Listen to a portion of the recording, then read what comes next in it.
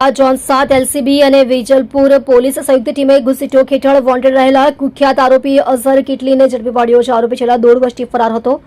પોલીસને મળેલી બાતમીના આધારે જુહાપુરા વેજલપુર વિસ્તારમાંથી આરોપીની ધરપકડ કરવામાં આવી છે।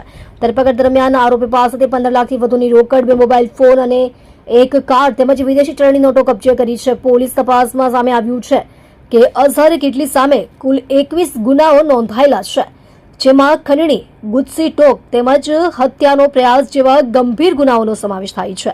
અગાઉ નામદાર કોર્ટે આરોપીને શરતી જામીન આપ્યા હતા, પરંતુ ત્યારબાદ નવા ગુનાઓ વધતા તેના જામીન રદ કરવામાં આવ્યા હતા। અઝહર કિટલે સ્થાનિક વેપારીઓ અને રહેવાસીઓને ડરાવી ધમકાવીને ખંડણી વસૂલતો હતો। ગુસ્સીટોકના ગુનામાં મુખ્ય વોન્ટેડ હોવાના કારણે પોલીસ લાંબા સમયથી તેની શોધમાં હતી। પોલીસ આરોપીની વધુ પૂછપરછ કરી રહી છે કે તેના આ નેટવર્કમાં અન્ય કોણ કોણ સામેલ છે અને વિદેશી ચલણ તેની પાસે ક્યાંથી આવ્યું તે દિશામાં વધુ તપાસ હાથ ધરી છે। આપ જોઈ રહ્યા છો ગુજરાતની સૌથી પહેલા ખબર આપતી Surat express news channel, director Rajesh મંગલેની સાથે। કેટલા ગુનામાં વોન્ટેડ?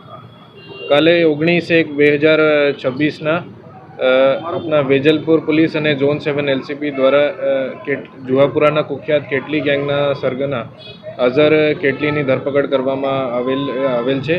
ए आरोपी छेल्ला 1.5 वर्षथी एना पुलिसनी गिरफ्तथी बहार हता અને એને વોચ ગોઠવી અને હ્યુમન અને ટેકનિકલ ઇન્ટેલિજન્સ આધારે એની ધરપકડ કરેલી છે। એ જુહાપુરા વિસ્તારમાંથી વેજલપુર વિસ્તારમાંથી ધરપકડ થયેલી છે અને એને પાસે એક વ્હીકલ હતા અને એ વ્હીકલની સર્ચ દરમિયાન 16,50,000 જેટલા કેશ અને 51 ફોરેન કરન્સીના નોટ પણ આપના કબજા કરેલા હતા। એ આરોપી જો છે એનો આખું નામ અઝહરુદ્દીન કેટલી ઇસ્માઇલભાઈ શેખ છે। એને ઉપર 21 જેટલા ગંભીર ગુના છે, જેમાં 4 307 અને 1 એક્સટોર્શન, 3 આર્મ્સ એક્ટ, 1 લૂંટ અને 2 ઘરફોડની એને ગુના નોંધાયેલો છે એના ઉપર।